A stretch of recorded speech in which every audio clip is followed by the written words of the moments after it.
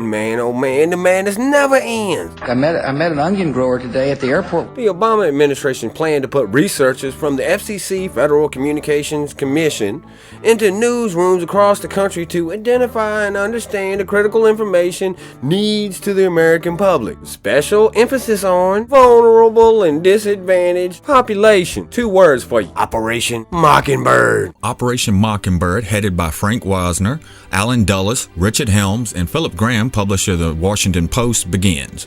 By the CIA's own admission, at least 25 organizations and 400 journalists become CIA assets. The CIA media assets include ABC, NBC, CBS, Time, Newsweek, Associated Press, United Press Internationals, Reuters, Hearst Newspaper, Scripps and Howard, Copley News Service, and more. And what are they doing now? Well, I'm glad you asked. The same thing that they've always done. Plotting, planning, scheming, and scamming. 24 hours a day, 7 days a week. And we pay them to do it. We're in the money. Cha-ching! Biden says Obamacare off to a hell of a start. What? Really? For who? Doesn't this turd recall the millions of people who can't afford it? Millions of people whose coverage was cut off? Lost their doctors? Website sucks. Downright lies about how it was supposed to be. And caught point blank, foot inserted, but walks about it's claiming it was a success. Mission accomplished. Now win. Get 'em, Bruce. Ukraine protests get more insane. I'm gonna say it. CIA all day, every day. It isn't like they don't have a long documented resume of doing such things. Ukraine doesn't go EU and look what happened. How many times do we have to see the same thing happen over and over and over again before we go? Hey, wait a minute. Gaddafi goes to the goal, decides to give the oil deals to the Russians. All of a sudden, he's the bad guy again. Pow! Egypt, Muslim Brotherhood is bad. Then they're good. Then they're bad again. Saddam good, Saddam bad. And who's always got their hands in all concern? In 1947, President Truman signs the National Security Act of 1947, creating the National Security Council and Central Intelligence Agency. In 1948, led by Wall Street lawyer Frank Wisner, the CIA creates a covert action wing called the Office of Policy Coordination. Its responsibilities include propaganda, economic warfare, preventative direct action, including sabotage, anti-sabotage, demolition, and evacuation procedures. In 1949, the CIA creates its first major propaganda outlet, Radio Free Europe. Over the next several decades, its broadcasts are so blatantly false that for a time it is considered illegal to publish transcripts of them in the U.S. Also around the same time, Operation Mockingbird, headed by Frank Wisner, Alan Dulles, Richard Helms, and Philip Graham, publisher of the Washington Post, begins. By the CIA's own admission, at least 25 organizations and 400 journalists become CIA assets. The CIA media assets include ABC, NBC, CBS, Time, Newsweek, Associated Press, United Press Internationals, Reuters, Hearst Newspaper, Scripps and Howard, Copley News Service, and more.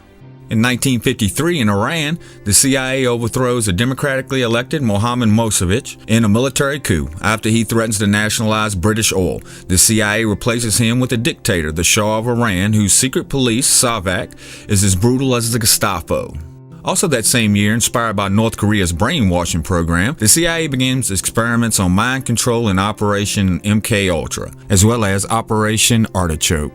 Part of this project involves giving LSD and other drugs to American subjects without their knowledge or against their will, causing several to commit suicide. Funded in part by the Rockefeller and Ford Foundation, research includes propaganda, brainwashing, public relations, advertising, hypnosis, and other forms of suggestion. 1954 in Guatemala, CIA overthrows democratically elected Jacob Arbenez in a military coup. Arbenez has threatened to nationalize the Rockefeller-owned United Fruit Company, in which CIA Director Alan Dulles also owns stock. Arbenez is replaced with a series of right-wing dictators whose bloodthirsty policies will kill over 100,000 Guatemalans in the next 40 years. In 1954 to 1958, CIA officer Edward Lansdale spends 4 years trying to overthrow the communist government of North Vietnam. The CIA also attempts to legitimize the tyrannical puppet regime in South Vietnam. The CIA's continuing failure results in the escalating American intervention culminating in the Vietnam War.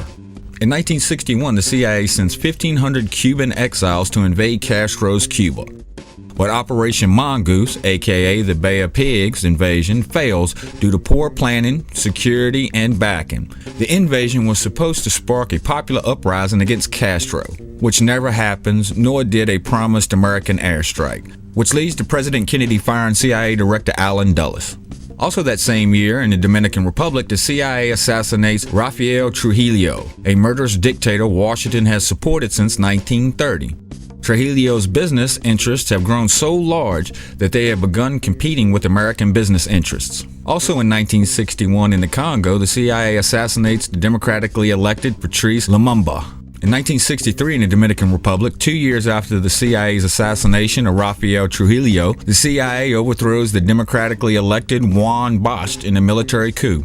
1964 in Brazil, the CIA-backed military coup overthrows the democratically elected government. General Castillo Branco will take over and create Latin America's first death squads, or bands of secret police who hunt down communists for torture, interrogation, and murder.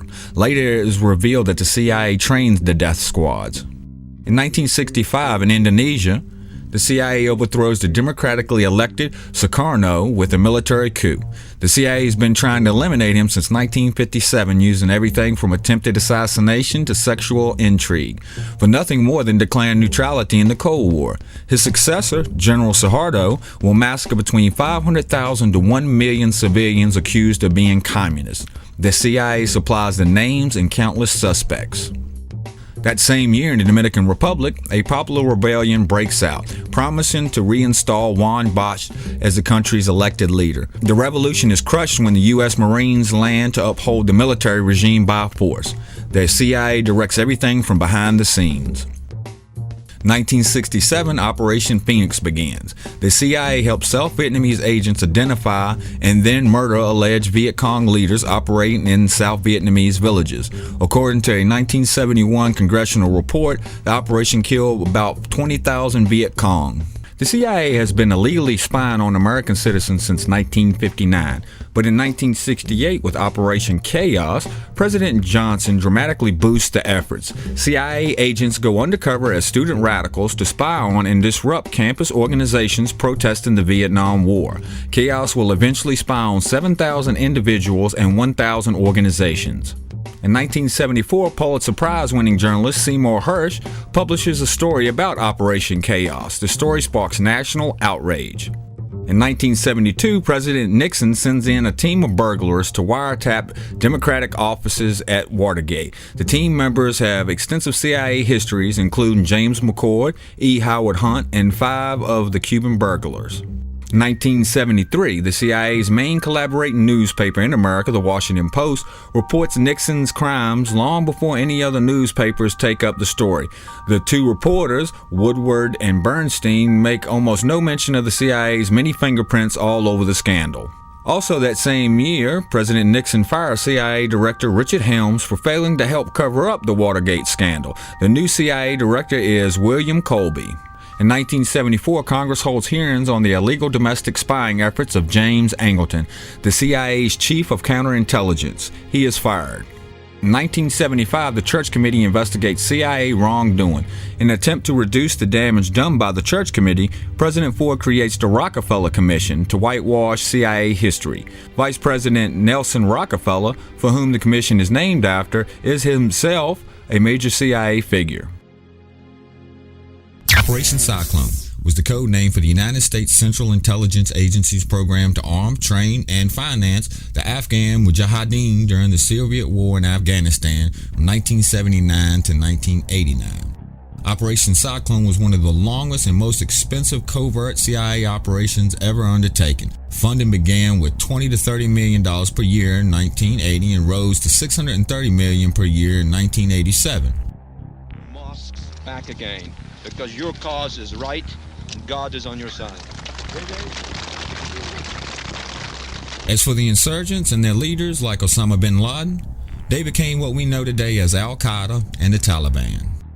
In 1981, the CIA began selling arms to Iran at high prices, using the profit to arm the Contras fighting the Sandinista government in Nicaragua.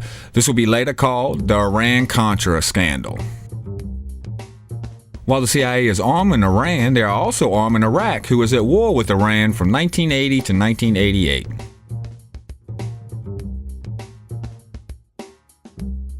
In 1984, the last of a series of Bolin amendments is passed. These amendments have reduced CIA aid to the Contras.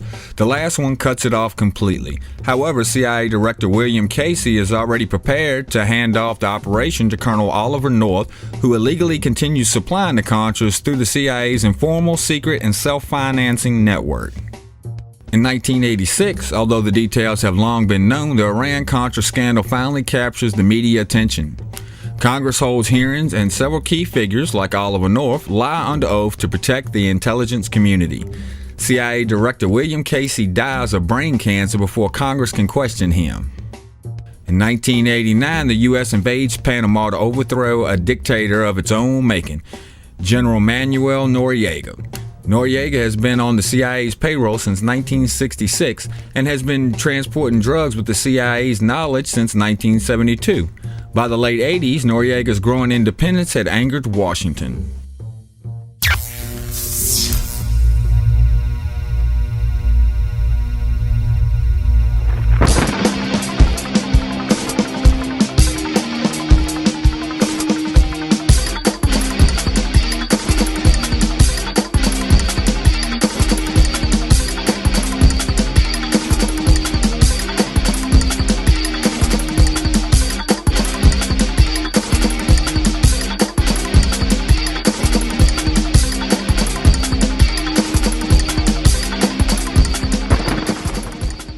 You don't think these turds are out there to this very day stirring the pot to make things come out their way? Well, how about all of this? Gulf of Tonkin, the Bilderberg, Operation Snow White, Operation Mockingbird, Operation Ajax, COINTELPRO, Operation Northwoods, Operation Gladio, CIA drug running, WMDs, Operation Fast and Furious, asbestos, lead, pollution, and DDT.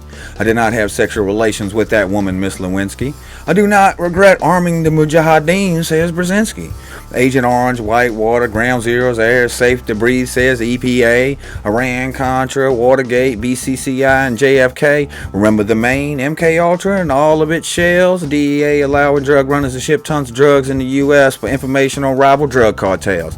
Every day some politician is involved in a scandal. It's all on your HD TV. 9/11 Commission report, Bohemian Grove, the Downing Street memo was all out there for everyone to see. 1993 World Trade Center bombings in the FBI, FEMA, ICE, internment camps that everyone used to say was a lie. Funding and aiding terrorists in Syria, Libya, Egypt, and Afghanistan. Government human experimentations, killer pharmaceuticals. We've even wined and dined the Taliban. McCormick-Dickstein Committee, Gulf War Syndrome, and all you can call me is paranoid and dumb. When these are just to name a few and you wonder where I got them from, your denial is a psychological failure to acknowledge an unacceptable truth when everything that's happened in your life has shown you the proof. But you would rather say that I'm a madman because I scream and shout when I'm really just pointing at the information and just giving you something to think about. I'm ChangeDaChannel, and I'm out. Last night, Jeb and I had some crabs.